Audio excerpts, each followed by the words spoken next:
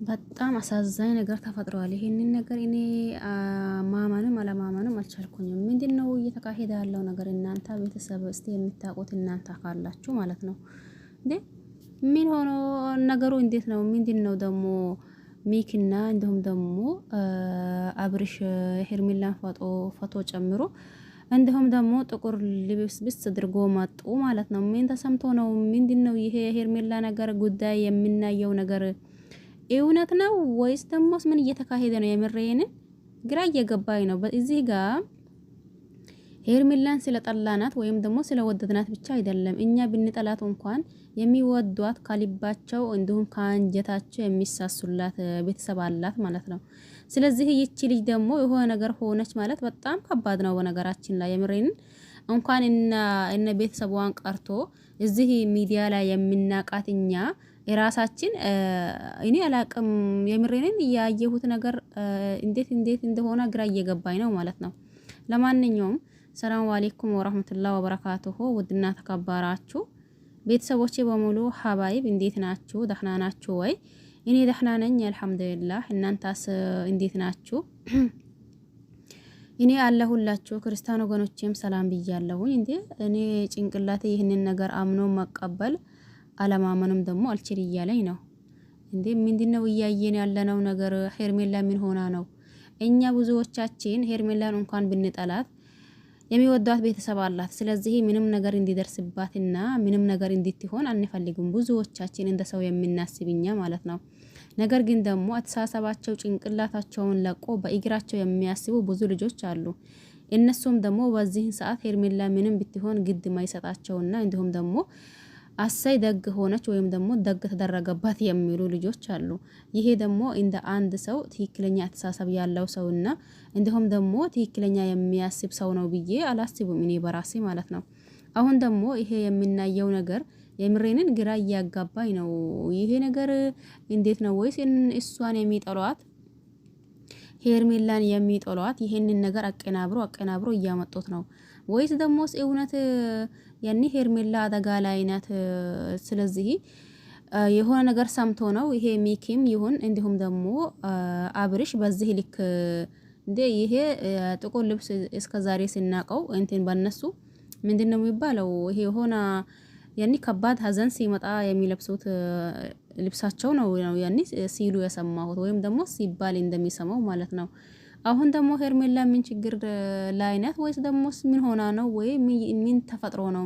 ምን ተከስቶ ነው ማለት የምሬን እኔ አላቅም። በነገራችን ላይ ያኔ ብዙዎቻችን እንዳልኳችሁ ሄርሜላ እንኳን የመጣችበት መንገድ ጥሩ ባይሆንም በመጨረሻ ላይ ደግሞ መታገስ የትዕግስት ፍሬው ጣፋጭ ነው እንደሚባለው ሁላ ብዙም ነገር እያልናት ብዙም ነገር እየተባለች በስተመጨረሻው ደግሞ ያሰበችው ደግሞ ወይም ደግሞ የፈለገችው ነገር ተሳክቶላታል ብዬ ነው ማስበው።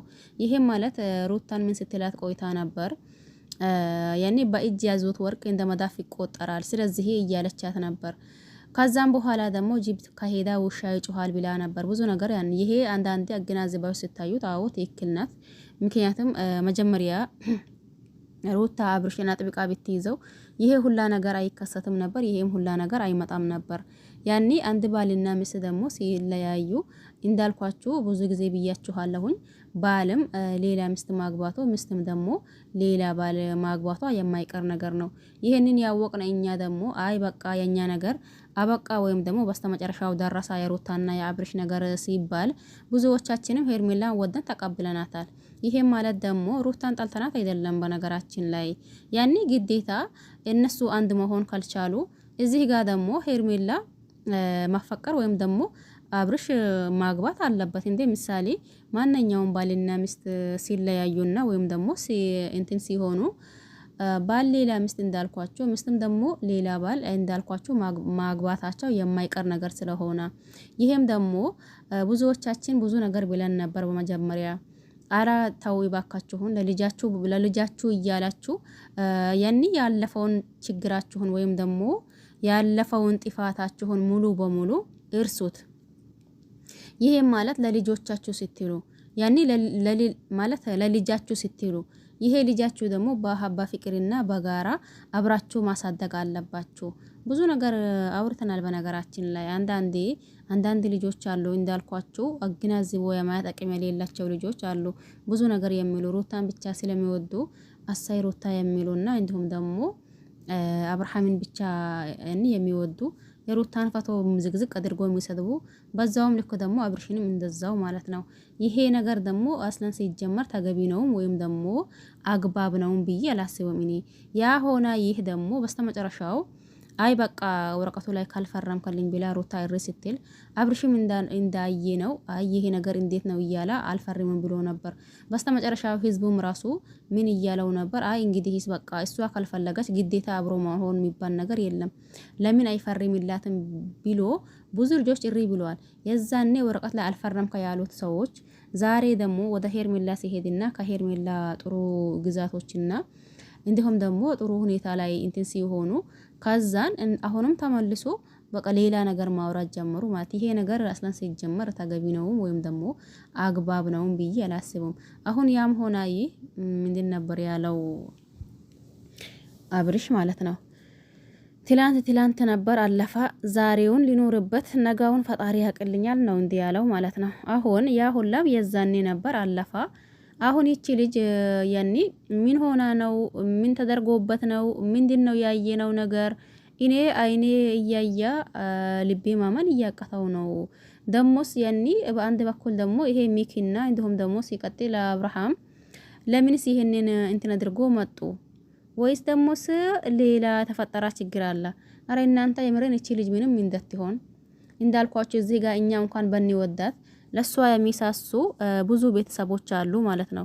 ያኒ ከነፍሳቸው በላይ እሷን የሚወዱት ማንኛውም ሰው ቤተሰቡ እንኳን ህዝቡ እዚህ ጋር የሆነ ነገር ቢለውና የሆነ ነገር ያኒ ብንጠለው ያኒ የራሱ የሆነ ቤተሰብ አለው። እናንተ ምንም ሆኖ ምን ሀታ ኢሶክ ሆኖ ከዛን ያ ሰው እናንተን ያኒ ከነ ኢሶካችሁ ጭምር ቅፍ አድርጎ የምትይዝ እናት አለች ማለት ነው። እዚህ ጋር ያኒ ህዝቡ ስለወደዳ ስለጠርላ ያኒ የሆነ ነገር ስላላ ይሄ ማፊ ፋይዳ ነው። ግን ለሙሉ ቤተሰቧ ምንም ነገር እንዳትሆን ነው የሚለው የምሬንን።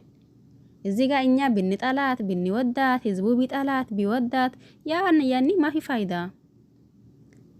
አንድ ሰው ያኒ ጥሩነቱን ቢወራላት ጥሩ ነው። በነገራችን ላይ መጥፎ ነው እያልኩኝ አይደለም። አንድ ሰው ጥሩነቱ ቢወራ ከመጥፎነቱ ይልቅ ጥሩነቱ ቢወራ ደስ ይላል፣ ማንኛውም ሰው ማለት ነው።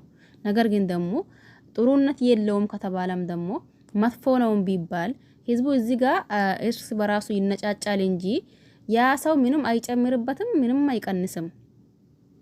ግን ደግሞ ይሄ የምናየው ነገር ውሸት ነው ብዬ አምናለሁኝ እኔ። መቼስ በዚህ ልክ ይሄንን ነገር እኔ አላምንም። ምሬንን እንዴ እናንተ እኔ ብቻ ነኝ ግራ እየተጋባሁኝ ያለሁት ወይስ እናንተም ጭምር ነው? ይሄ ነገር እንዴት ነው ምን እንደሆነ ራሱ ግራ እየገባኝ ነው። እኛ ብዙዎቻችን ከዛሬ ነጋት ይመጣለች ወይም ደግሞ በቃ መጣች የሚል ጥሩ ወይም ደግሞ ደስ የሚል ወሬ ስንጠብቅ ከዛን ነገሩ ተጋልብጦ ሌላ ነገር ነው እየመጣ ያለው ማለት ነው። ምንድነው ነገሩ? እንዴት ነው እኔ አረግራ ገባኝ እናንተ። በዚህ ልክማ መሆን የለበትም።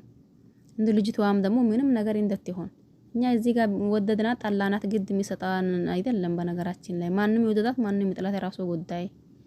ግን ደግሞ ራሷን ከራሳቸው ነፍስ ይበልጥ የሚወዷት ቤተሰብ ይኖራታል። ስለዚህ ለዛ ቤተሰቧ ያኒ ምንም ነገር መጥፎ ነገር እንዳይከሰትባትና እንዲሁም ደግሞ ምንም ነገር መጥፎ ነገር እንደትሆን ነው የምሬኔ። ያኒ እንደ ጥሩ ነገር እንጂ የሆነ እንትን ነገር እንዳንሰማ ነው የሚለው የምሬኔ።